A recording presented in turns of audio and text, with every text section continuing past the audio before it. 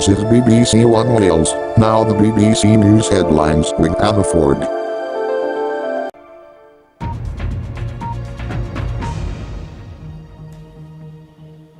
Good morning. The Sierra Leone rebel leader Foday Sankoh has been captured in Freetown. Witnesses say he was paraded through the capital and taken to an army barracks for interrogation. Some reports say he's going to be handed over to British troops. In recent days, his forces have detained up to 500 UN personnel, although many have now been released.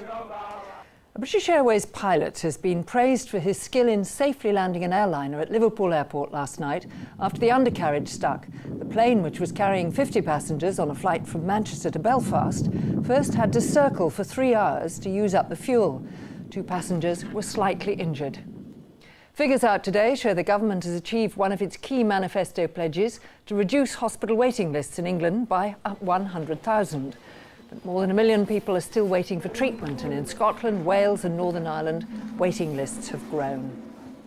An English football fan has been stabbed in clashes between English and Turkish supporters in Copenhagen for tonight's UEFA Cup final.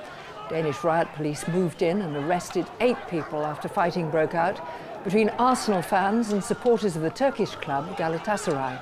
The fans' injuries aren't thought to be life-threatening.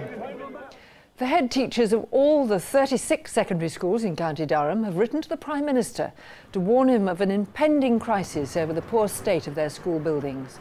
The heads say they're frustrated and angry over the government's failure to provide money for repairs.